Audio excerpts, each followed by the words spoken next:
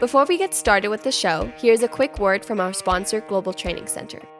As trade compliance professionals, you want to make sure that your procedures and documentation are completed as correctly as possible to avoid any delays and possible fines.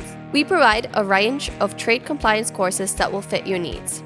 From in-person or web training to recorded on-demand courses, we can train one or even thousands on your team through your learning platform or on our portal. We can even customize a private session for your team. Go to globaltrainingcenter.com to find out more. All right, live from Ottawa, Ontario, the nation's capital, we are pleased to welcome to Ottawa the SimplyTrade podcast, brought to you by the Canadian Importers and Exporters Association. Hope you have a great time, and over to you, Andy. There you go. Yeah. Right. They let me back into the country, so they forgot about all that stuff that we did way back in the 90s. No. When he said we, yeah, literally. Oh, well. Kim Campbell has been such a great friend, but and Kim and I are going to probably tell a story how we met and all that. But I had the privilege of working up here in Canada for 5 years, and during how many of you went through the era of the implementing the LVS or low value system? A few of you. So most of you have come and don't even know what traumatic experience that was. Carm's beaten that like by 5-10 times. I mean, it's unreal. But anyway, with that, I am so thankful for being invited back up here. And I'm going to say something. How many of you, I'm very humbled, but how many of you have been listening to the SimplyTrade podcast show? Oh my gosh. Thank you for your listenership.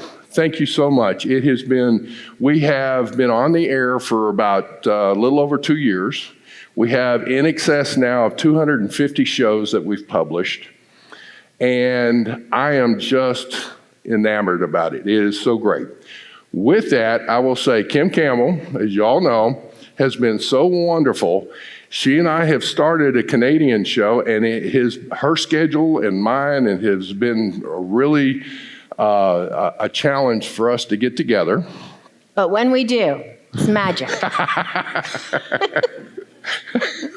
You're going to say it. You might as well tell them. It's like this is like walking in. You got to understand. When I first got up, I was working for FedEx back in the day. So Andy, how old were you though? I feel like we're trying to figure out how long ago this happened. I'm saying at least 30 years. Well, do you know what year I'm it was? older than dirt now. So anyway, as am I. I was in my late 30s, early 40s, I guess. I think you were a little bit younger. Like I feel it was like in the early 90s. Yeah. Well, actually, I was 31, I guess. Darn. Okay, and I got gray hair now, so I had dark hair back in those days. So I moved to Canada. I got up here, and guess what? I learned, don't ever move north in the wintertime. Wound up moving, and it was in February. Oh my gosh.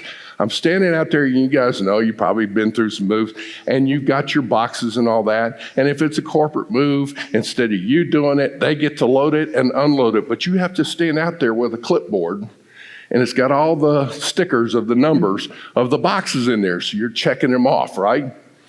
As we're checking it off, I'm out here just freezing. I mean, it would put bumps on a goose in a heartbeat. So I'm sitting here trying to check off these boxes, and the ink in the pen is freezing. They're teasing me, and I'm like, guys, I don't care. If the ink freezes, you know it's cold, right? So get all settled in. I finally am ready to show up day one, and I get to the office. Unbeknownst to me, apparently the customs folks had been sitting there waiting. Here's an American coming up to run a Canadian clearance operation. About as popular as a lead balloon getting up off the ground, right? So right off the bat, I go and put my briefcase On my desk, my secretary happens to come in. She goes, the port director's on the phone for you. I said, that didn't take long. And I hadn't even sat down. Come on over here, guy by the name of Marvin Goodman, great, great man. But anyway, I go over and I said, I'll just jump in with the runner. I go over there and I walk in and I said, hi, I'm Andy Shiles from FedEx. And the customs inspector, of course, he didn't know me from Adam. He goes, oh, they're waiting for you. I was like, okay, go down the hallway and all. And in I walk. And have y'all ever heard of a turkey shoot? A turkey shoot is up in the mountains where there will be the sharpshooters and they're trying to, hit a target and whatever, and whoever wins gets the turkey. Well, the thing is the turkey's who you're trying to shoot, and it's in this little box and it comes up. All right, animal lovers, I get it, but it's one of those things where it's right in the center, and these guys are all lining up to shoot it. Well, I walk into Marvin's office, big office, and it's lined with every member of management, supervisors with Canadian Customs. So we're all in there, and I walk in, and guess what? I'm the turkey in the turkey shoot. So, but that's how I met Kim over here, and she was the supervisor that happened to work the facility that I was running. So that's when I learned about setting the tone. And I remember my boss at the time was like, okay, we got this young up-and-comer come in, and, he's going to come up here, just going to tell us what to do. So we're going to wait for him. And he's not kidding. We had people sit along the way. We knew when the plane landed. We knew when all that stuff was, and you got the call because he was coming down to set the tone. But to be honest with you, I was my maybe mid-20-year-old self. I had just become a superintendent, and I actually ran the courier program back then. And so here I was with my pen. You'd be shocked. I had sparkly pens and papers even back then. And I remember thinking, I'm going to meet this guy. And in comes Andy, and I'm like, oh, this is going to be interesting. Let's see how we'll deal with this cowboy. So we did have the tone set that day. But to be honest with you, what it ended up doing was bringing on a new era of collaboration between customs and express carriers. Yep. And I'm very proud of the work I did back then, a long time ago now, Andy, as you know. But we did do some pretty cutting edge stuff at the time and created the foundation for what we even know today. You and I would never have guessed that the volume would ever be the way it was. But it certainly was a lot of good work there that we did, and we learned. And again, that validates what we already know is when government and private sector work together, you can accomplish really great things. And I think the other piece I wanted to share as well is the relationships that you build. And I just heard somebody say this recently. It's about those community type of things that you do, or these small pilots that you build along the way, that you create relationships. So when you get into times of challenge like we are right now, you can leverage those relationships. So it's so exciting that we can continue this conversation today. And what's even more probably exciting for everyone in this room is we have one of those interesting people we all want to know about, which is called a longtime Trump supporter in Mr. Andy Shiles. So because we're good friends, we can learn from each other. And I think we're going to cover a little bit of that today, right, Andy? You're going to give us some insights into why we're hearing the things that we're hearing. Obviously, we had a little bit of back and forth last night. We could say, well, we get it, but here's who we are. And maybe we can start thinking from a middle ground. But I do think it's a really great opportunity for Andy to maybe share some of those thoughts. I know you recently just spoke at a conference, and you're going to maybe walk us through some of that today. I think I've got... I did, I was at the AIAG. Somebody, I think over here was at AIAG over here. So I'm hoping that this isn't boring to you, but I was just throwing up, look, folks, I'm dumb as a box of rocks. So I have to break things down simply. And I keep hearing about some things. And I was talking about the U.S. trade, total trade. And, some things are going up, some things are going down. I will tell you this. There's been a recession. I don't know where some of these folks have been, but they've had their head in the sand because, doggone it, I don't know about you, but things are more expensive, and I can't buy what I used to buy. Same thing with a lot of folks around the world that I've been traveling around and talking with. And same thing. So there's been some problems with that. With that, I'm just trying to show how some of the trade has increased in some places, but in the last 5 years, there's been a significant increase. But in the last couple years, it's wavering. We're just now seeing 2024 seems to be doing a little bit better, but 2023 has not been as good. Now, what happened in 2023? It affected not only the U.S., it's definitely affected Canada, it's affected Mexico and a few others. And remember the Panama Canal situation where there was a drought down there. The frequency of cargo ships was impeded. Remember the longshoremen strike on the western seaboard, or the threat in the U.S. In Vancouver, they actually did go out on strike. It negatively affected supply chains, did it not? Then you had strikes that went across the country. And as it went through with the airlines, with the railroads, now you got the eastern seaboard and all of those kinds of things. So it's not been great. All right, so imports, again, up and down with different things. Here's where I wanted to go with, I'm just running through this. In the U.S., when the U.S. an economy is weak, it negatively affects the rest of the world. When the U.S. economy is strong, everybody seems to benefit from that. Now, to that point, there's pockets, sometimes it works, sometimes it doesn't, but overall, it works. But there is a trade deficit in the U.S., just like I'm sure there's probably one here in Canada. I haven't actually looked at your statistics, but I would have to be willing to bet you that it's probably the same kind of thing. But doesn't mean imports are bad, but we're buying more goods in the U.S. than we export.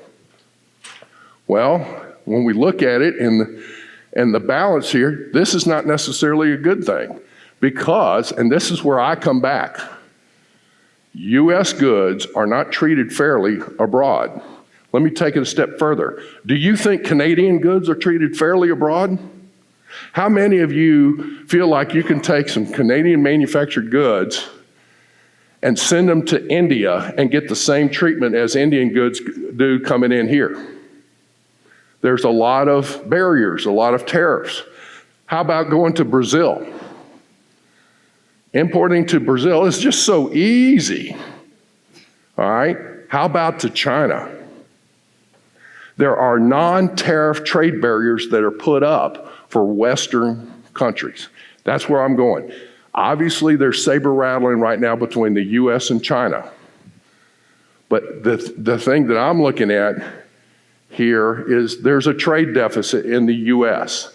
This trade deficit right now is running at $785 billion. So we're buying that much more than we're exporting. Look at the top there. China accounts for 23% of our trade deficit. I'd be willing to bet you that China accounts for a big part of your trade deficit. Here's something that's interesting. Do you want to know if the 301 tariffs seem to be having an effect? I think 301s may have an effect, but also, what's more important, the anti-slavery legislation. In the U.S., it's the Uyghur Forced Labor Prevention Act. Forgive my ignorance. I don't know what it's called here, but I know there's a Forced Labor Prevention Act in Canada. I think it's Supply Chain Canada Act. I call it just Forced Labor. It's Supply Chain Canada Act, right, guys? No. Yeah, thank you. Thanks, Back Margaret. in 2016, China accounted for 47% of the trade deficit. It's now gone down to 23%. But here's the other thing. Total trade with China in the U.S., $369, almost $370 billion, both imports and exports.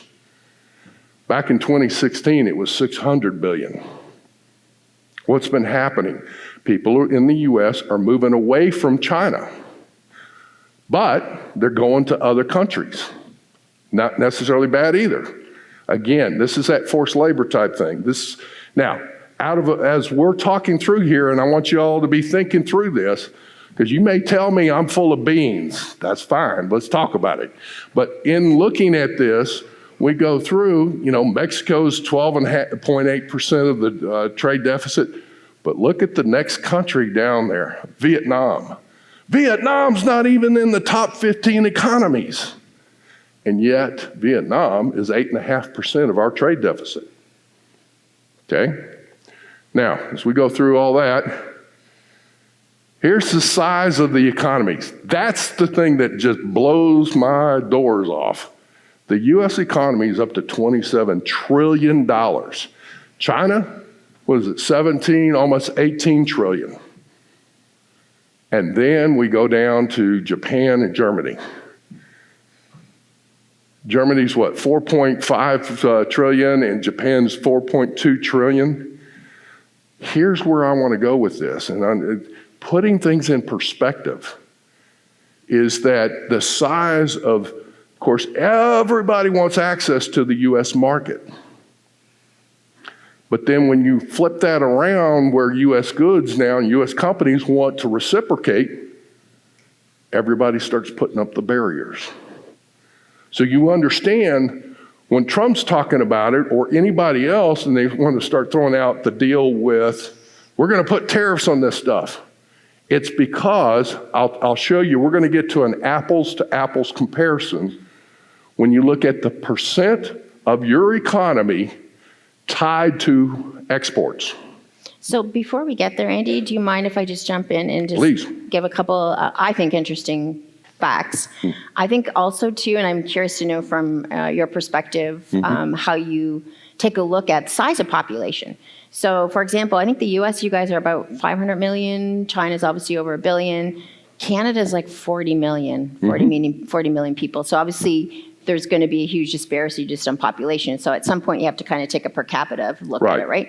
But I think the more important thing is to say is us 40 million people are either your number one or number two customer in most states. Right. So in other words, you're selling all those exports you're referring to. We by far are your biggest customer. In fact, I think we heard this morning, Japan, I forget what the 3 countries where I should be better at it, combined, Canada still outspends US. So just to bring that in, and then hopefully, we like to remind, because at the end of the day, if tariffs go on Canadian products like that, that's your customer base too. So that's part of the balanced conversation for me that I think we should always talk about. Well, and I agree, because here's the thing. I'm a big promoter of, I love the regional, if you will, trade pact, NAFTA 2.0, USMCA, or I kept thinking, what the heck's this CUSMA? Oh, no. There you go. I'm in Ottawa. It's like, okay, CUSMA. Oh, yeah, Canadian first on that one. Okay. It's like, did I miss one? I was like, I kept thinking, it's like, what the heck is CUSMA? CUSMA. Oh, yeah, now I get it. Okay, rearrange the letters. Where am I at? To your point, you're right. And my hope is, as we start going through this, I will say what happened before. Let's go back before the CUSMA.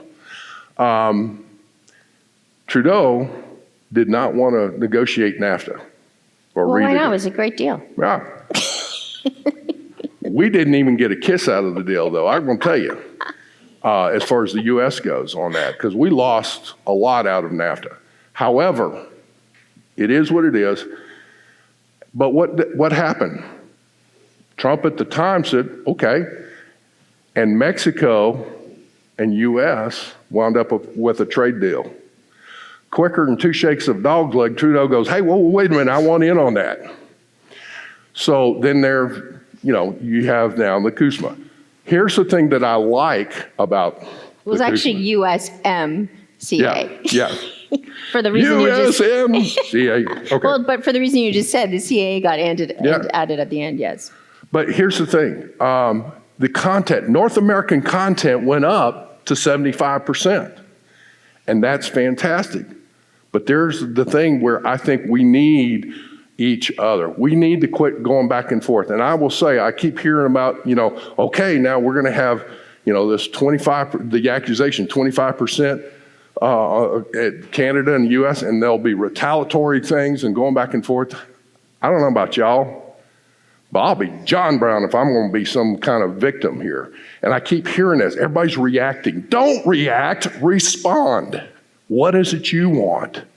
What are the commodities that need to be stimulated? I got to tell you right now, I'm so sick and tired about hearing from the U.S. the soft lumber issue between Canada and the U.S. Let's fix it. And who can fix it? Right here, y'all. Oh, by the way, do y'all know what y'all means? But what is all y'all? I never can get the all y'all. Okay, well, y'all, you all or whatever, but what's the plural of y'all? All y'all. Again, I still don't get it. All right. Come on down south and I'll have you talking normally in no time. Right. Okay, so here's what I want to get at though. This is in talking through and looking at this, and I want to go to one other slide and then we'll say forget all this stuff. The thing I want you to understand is the politicians and all that, we're sitting, why wait on them to sit there and go, okay, we're looking at and we're going to come up with something. I guarantee you, the thing that when we were back in the 90s working on things, we didn't wait on the government to come up with things. The private sector came up with some ideas and we started working it out. And I got to tell you, the express industry and the customs broker industry got along about as easily as two pieces of sandpaper getting rubbed together. It was not working real well, okay? But we worked through that. If we could work through those things, I can assure you, we came up with a win-win solution for the private sector and with the government back in those days. We need that again. One of the things that I'll tell you, this CARM development, I'm on the outside looking in, folks. Yeah. Yes, and I'm so glorified for that. Here's what I was going to say for looking at it, and this is where we need to start talking about some things. Looking at the amount of money that is exported, and that's where obviously China is first, and this issue is not just a U.S.-China thing. China's playing hardball with everybody around the world, including Canada. And you see that obviously by dollars, the U.S. is second. Then it goes Germany and then on down from there. Remember, what was the size of Germany's economy? 4.4 trillion. Look at the amount of money that Germany is exporting out of their country. All over the world. So this is where the apples to apples comes from. The percent of exports of your economy tied to our percent of export of your economy, let me get this straight. The percent of your economy tied to exports. There we go. So in that, the U.S. is 11% out of our economy. The average is 31%. Canada is right at 32, 33? 34? Thank you. Germany, 51% of their economy is tied to exports. Now, out of all that stuff, this is just, I want you to be thinking of this and thinking of, when we're talking about international trade, sometimes we have to look at, I always say, look at things holistically. So now, coming back around to this, as we look through that, in the U.S., I don't want cheap imports at the sacrifice of exports. More specifically, I don't want to sacrifice U.S. jobs tied to exports for cheap imports into the U.S. I would go so far to say the same thing in North America. I want to see Canada, U.S., and Mexico succeed. And the only way we're going to do that is when people start getting into an impasse, is we need to yank these guys down, these politicians, because they're not necessarily the experts. You are. That's where I'm going now. So with all that, can you just take that off? Because who cares about the rest of that stuff? But anyway, so that's where we're at. What do you think so far about this kind of stuff? Am I full of beans? What's Germany's tariff regime like? What is Germany's what? Germany's tariff regime. Well, okay, that's a good question. You know what? I'm glad you asked that. I'm going to talk from the U.S. I'm going to ask it for Canada. let's take let's say a Lincoln or a Cadillac that's manufactured here in North America, and you send it over to Germany. What's the duties and taxes over there? Duties and taxes now, I'm gonna put the two together. You know what it is? 30%. If you take a Mercedes or BMW and you bring that into the US, I'm gonna ask you about Canada, I assume it's very similar. It's like 2.5% plus the taxes on that. So we're looking in the US about 5%.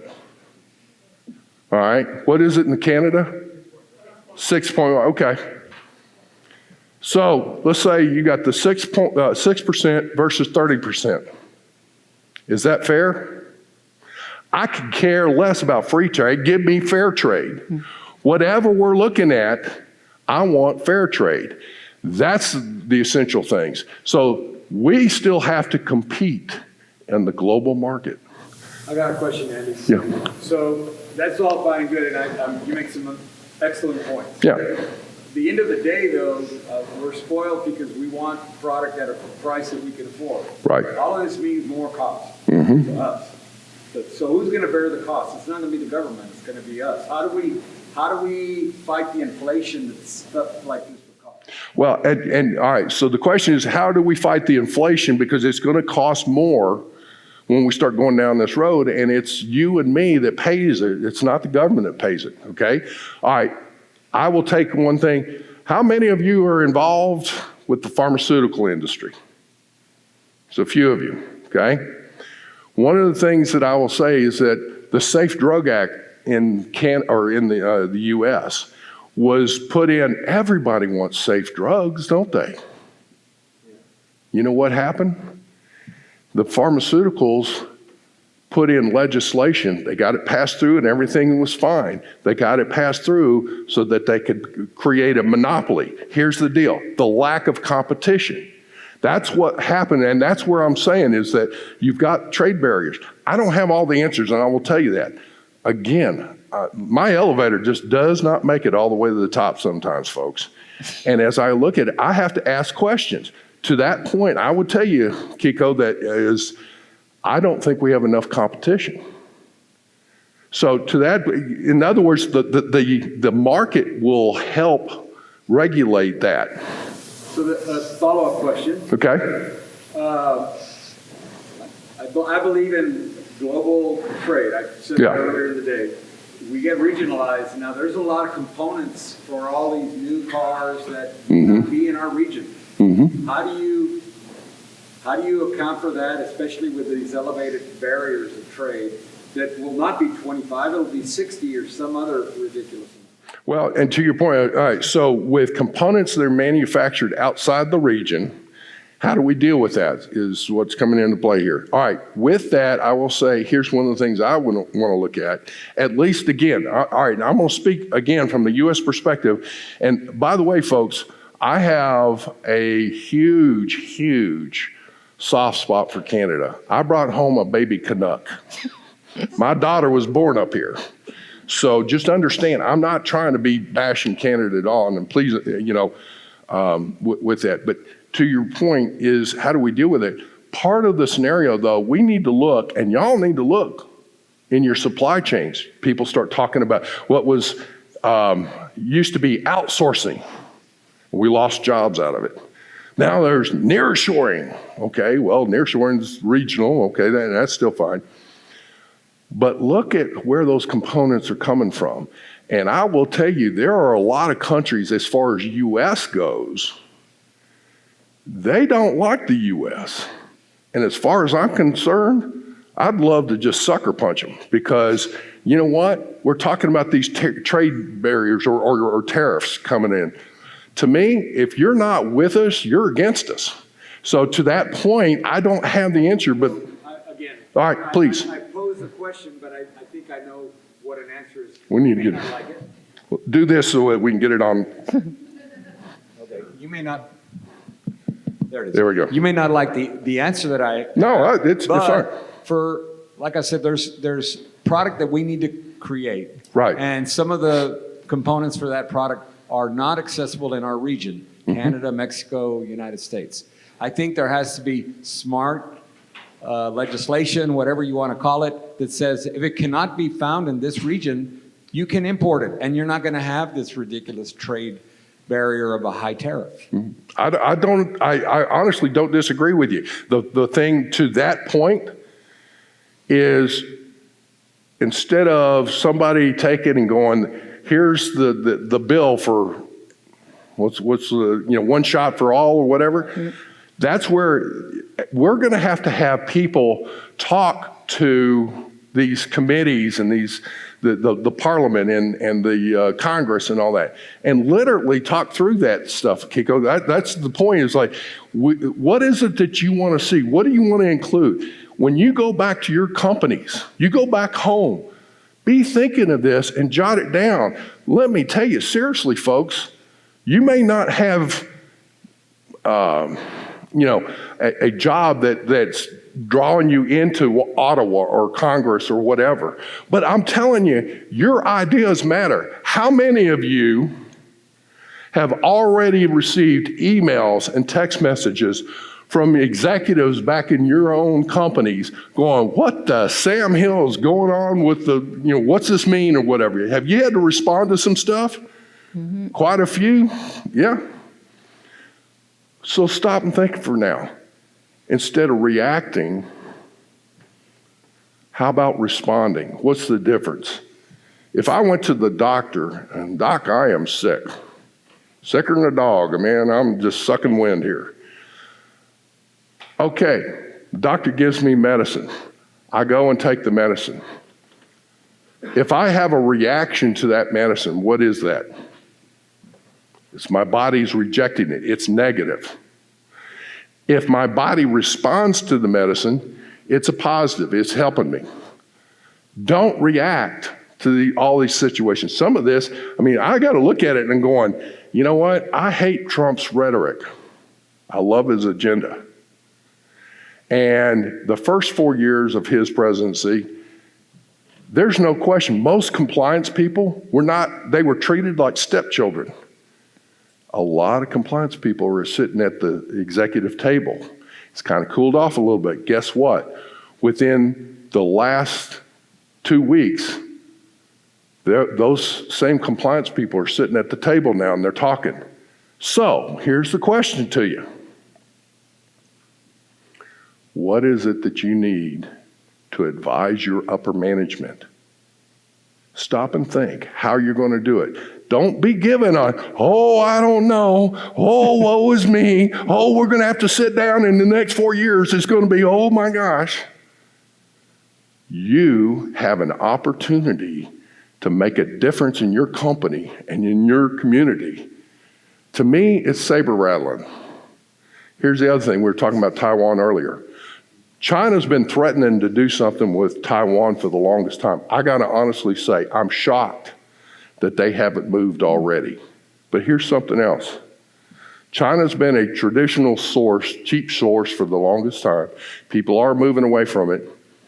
But could your company survive if China moved on Taiwan and now you have both Chinese goods and Taiwanese goods that are all hung up in the supply chain? Could you survive that? I don't think anyone can, because they have all the semiconductors. There you go. It'd be tough. Yeah. Yes, sir. I have a question. Okay. Do you believe that the new administration's tariff policy is a substitute for tax policy? That's a good question. I really don't see. All right, here's my opinion on the use of tariffs. I'm not sure where he's going with it, but let's back up a minute. The use of tariffs generally are what? To influence a country to change their behavior. So up to this point, we had the 301 tariffs that were put in. China's been playing hardball, and they've not been playing fair ball with anybody around the world. So the 301s came into play to try and get them to the table. The deal with the 232 tariffs, which is the metal, aluminum and steel. To be honest, I'm still wondering where that was going, but obviously Biden came into office, and under Biden, just as an FYI, there's not one trade deal that's been made. And he kept the tariffs. Yeah, he kept the tariffs, and anyway. So, here's the other thing though. Do you know in modern day history, the U.S. is no longer the largest exporter of grain? You know who is? No, not India. Brazil. Now here's something else. The U.S. has to compete with other countries. I do know one thing. When there has been some really good agricultural contracts with the U.S., Canada benefited tremendously with that. And now I don't know where y'all's agriculture is, and it's a phenomenal industry. I just know that Brazil was able to step up, work out trade deals, and take customers away from the U.S. It's not as if we can just go in there and try and take that back. You lose a customer, it takes probably 3, 4, 5 times more effort to get that customer back to try you, right? Same thing on the agriculture. Brazil's producing their grain. And now we want to come along. Guess what's going to happen? We're going to have to start the private market, if you will, and start cutting the price to get somebody to buy it. All I'm getting at is, to your point, is the U.S. now, the new administration, going to use, trade off lower taxes for tariffs? Quite frankly, I will say that if there are if international trade is stimulated, we won't have to worry about the tariffs. I think it'll work out. In other words, it'll be a good trade deal. And to the point is, then more jobs are created. Right now, for every $1 billion of trade, 10,000 jobs are created. There's roughly 4,000 for imports and 6,000 for exports. So if it's stimulating trade, there's going to be more income tax revenue. There's going to be more, fees and things of that nature. So I think that's where the issue there is, and Warrington, it's a good question.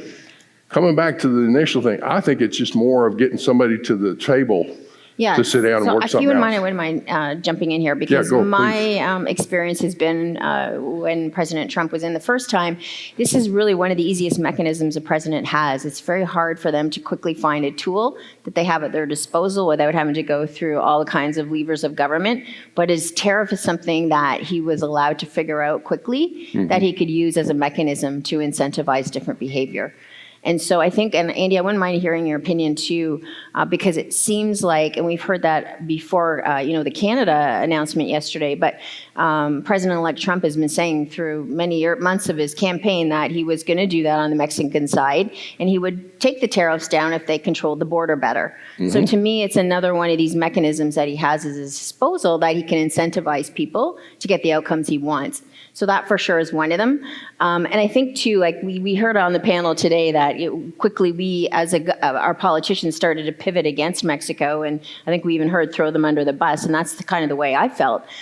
Because we know that we have some challenges here in our own country. And I think that's part of it as well. Now, Canada's there because this is now an incentive to say, you think you're so great up there, but you got your own work to do. So I'm curious to hear from your perspective, because I do think there is that security component about protecting the U.S. economy from both flanks that maybe Canada and Mexico aren't quite aware of how much we actually play in letting that stuff get into the country. That's a great perspective there. I will say on the Canadian side, one of the things that gets me is there's a lot of components that wind up coming into components, commodities, whatever, and they come up and they hit the Canadian distribution centers. So Canada, you have a lot of distribution centers that are set up here. Why? To take advantage of the U.S. Section 321 or the de minimis. So it literally has created a boatload of jobs for y'all. Okay. But when you look at it, there are a lot of things when you start peeling back the onion, you will, on some of the goods that are coming through. And it's not the express carriers. There are a few, what we used to call transporter bandits. They'll load up a truck and come across and clear some things there. But a lot of that is, again, in behind that, you've got China supplying a whole lot of stuff up in here. And what happens? Some of it has just been repackaged.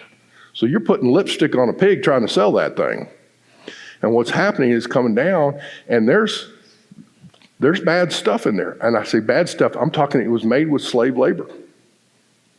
So there's that kind of stuff that as we're looking at it, it's like, what are y'all doing? So, excellent point. And this is a question for both of you all.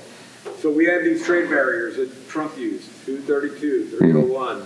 But then we get this de minimis bill that opens the door to bad actors, right? And we see it on the southern border, and you're saying that it's here on the northern border. How do we address all of this corruption that's going on that's eliminating the 232, 301 tariff because they're bringing it in as a de minimis and not declaring what it is? And, along with all of that, it opened a bigger door for IPR violations, for fentanyl and precursors, yeah. I just want to get a package less than $800. I don't even have to tell people what's in that package now. Right. If we know what's going on, right? The government has to know what's going on. Could you all address that? Well, I feel like they're starting to understand in Canada that it's going on. We just recently started imposing our own China tariffs, but very, very limited commodities. Kind of actually what your journey was. You guys started off with a small group. We're starting to see that. I would expect we're probably going to be challenged to do that more holistically because that's 100% part of the challenge. People are redirecting. And again, too, Kiko, in my opinion, you guys need to lower your de minimis. Like it's, 100%. Yeah. The other thing, too. I disagree. Well, of course. But Andy we'll was talk about it here in a minute. You were instrumental in getting it to 800, so you might even want to give some of that journey. Yeah, I will. But there's the de minimis issue has really evolved a little bit. But Yes. but to keep going. And I forgot what I was just saying. My 60-year-old brain's kicking in. De minimis, precursors, lower de minimis. Sorry, I lost my thought. It'll come back as soon as we get on to another. Okay, well. You know what, Andy, you made a comment right now. We shouldn't lower the de minimis, but that's why. Because if you look at the statistics. Well, I don't think it needs to stay like it is. 90% of the minimum shipments are under $50. Yeah, 90% of the de minimis are under 50. I think the average is like $60, but 50 or 60. So, well, but to me, okay, so here's the thing on the de minimis. Now, again, the de minimis means it comes in, it's so low in value, it's not worth trying to do an entry on it, number one. Number two, customs brokers were not making money on de minimis. Actually, it was a pain in the backside. So I get that. I'm of the opinion that the de minimis needs to be reciprocal. And it needs to be tied into these trade deals so that, okay, if you want to offer, what's the de minimis now? And did it ever get back up to the 40? Yeah, it did. No, in some streams. On Express, actually, this was an Express win. Express actually got it higher than Postal. Okay. Yeah. Really? Okay. Yep. All right. So here's all I'm getting at. De minimis is one of those where, samples come in, you've got low parts coming in and stuff, and it's one of those things that, folks, you don't want to have entries clogging the customs system in your country with these low dollar things because you got, let's say, a $100 shipment has an entry that comes in and right behind it is a $100,000 entry. And guess what? It has to process it and somebody has to look at it and if it flags on it. My opinion is, and that probably isn't worth, 2 cents here, but my opinion would be include that into the trade deals. And for the countries that you are working through it, it works out to be a win-win. Case in point, follow-up after the sale, parts and things of that nature. However, if there's a country that's not willing to trade with us and do it effectively, I'd like take the de minimis away. It's printed out and all that, and they're just trying to look through it. It's not really reasonable for a custom. If you are customs and you have to go through all these old printouts, and go, well, I want to see this one and this one. And they'll look at you and go, well, it's somewhere in the middle of that container. You know what? I don't give a rat's tail. That's your problem. You brought it in. But what have we done? The U.S. Customs, for whatever reason, oh, okay, all right, well, it's unrealistic. Well, then you go to a FedEx, a UPS, DHL, or somebody else that is using some of these express things. They go to some of the customs brokers that are doing some of it, and they expect them to provide electronic systems and account for everything and do all that other stuff. Then why aren't you doing it for everybody that's going to play in that game? So, Andy, do you have an insight as to why you expanded so much? Like, I have my opinion, but like this monster was created better than we ever knew. I think another thing about it might be worth saying for the free trade agreements, it probably should be looked at from a different mode perspective because it's changed a lot, right? Well, it's not just express or mail anymore. Exactly, but I don't think we've adjusted just on to what your point was there to capture all that. But I'm curious to figure out why do you think it's gone so big? China. It's one of those things where when it was put in, you had that situation where, okay, there was pushback on some of these things. What's going to happen? Whether it was just China or other countries, what's going to happen?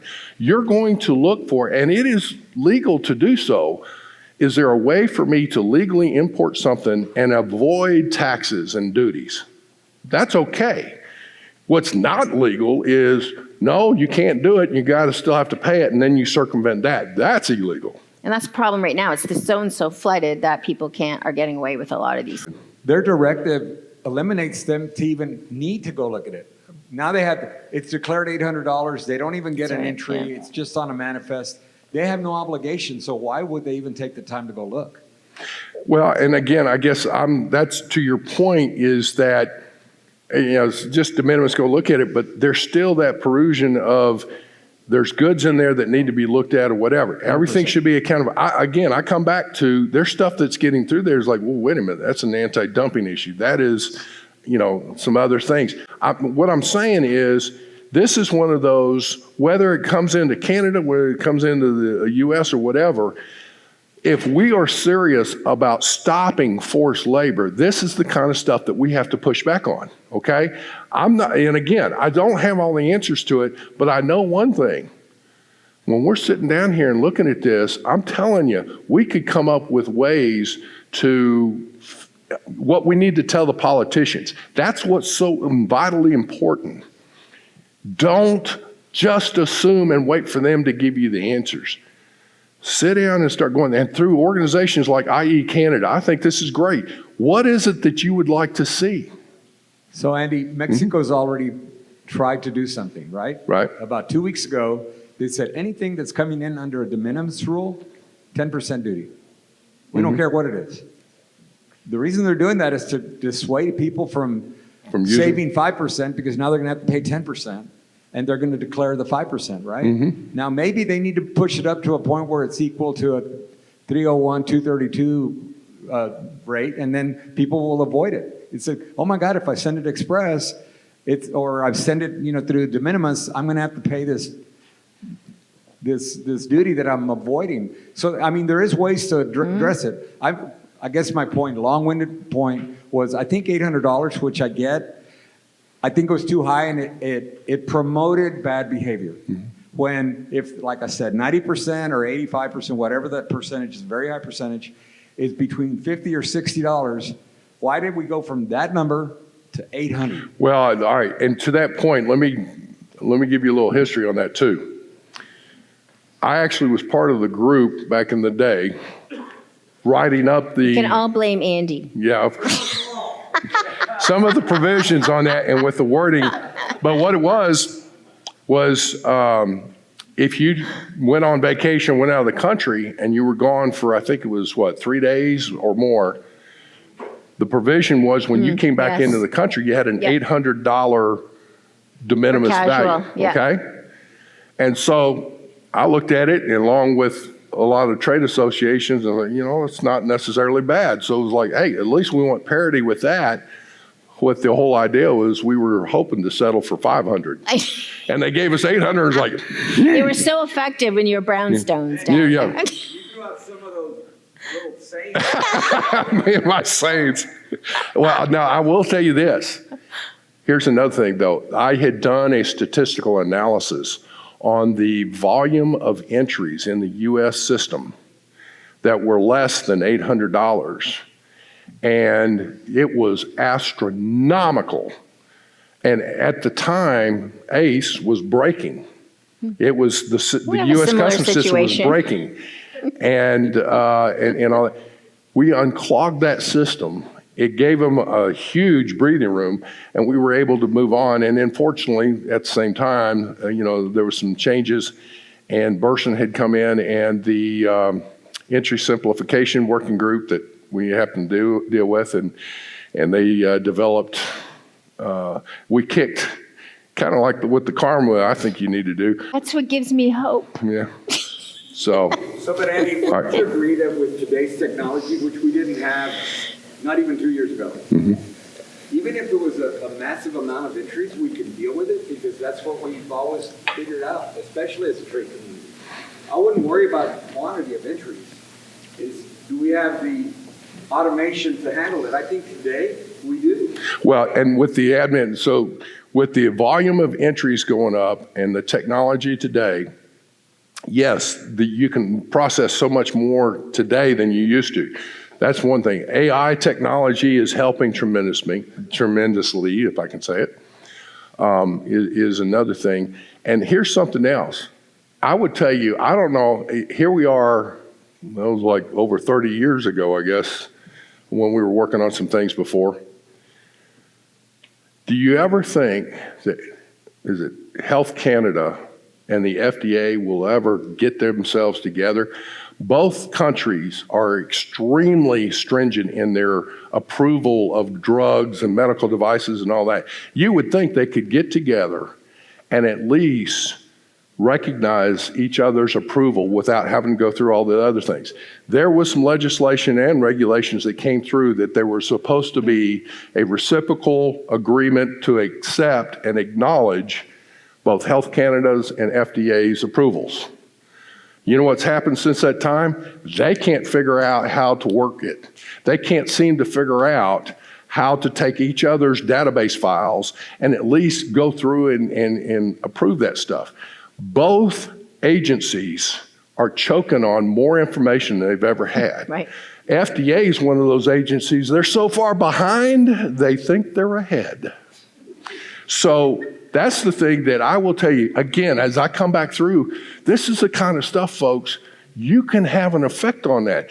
Don't accept mediocrity. And that's exactly what happens. They get in and, well, we want to talk. We're going to talk.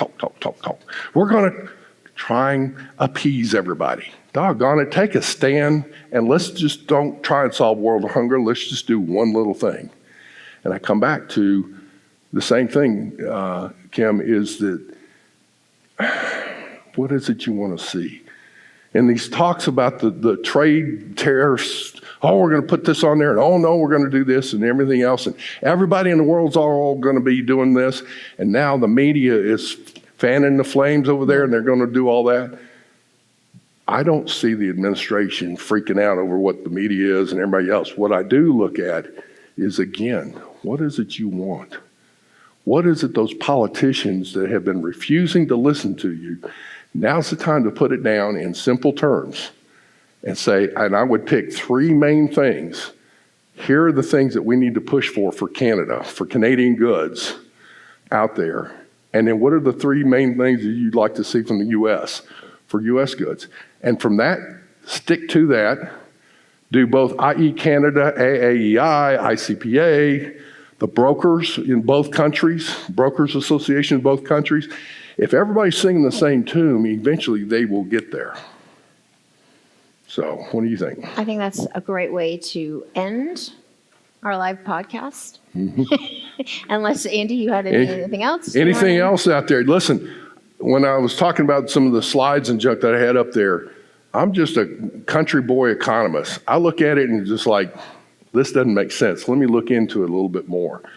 And I try and make it a little bit more simple. So let me just say, please, please, please, if you've not looked at the show, please subscribe. It will help our show. We've been going out there and doing more things. We're planning a lot more Canadian and shows. again, the other thing is too, Andy's going to be here tonight. I'm around. Please come and talk to us if there's a content or topic you want us to cover. Oh, definitely. And we would add that to the Canadian A, SimplyTrade.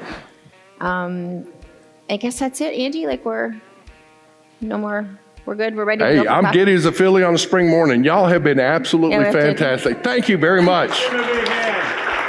SimplyTrade. Thank you very much for joining us. SimplyTrade is brought to you by the generous contributions of Global Training Center.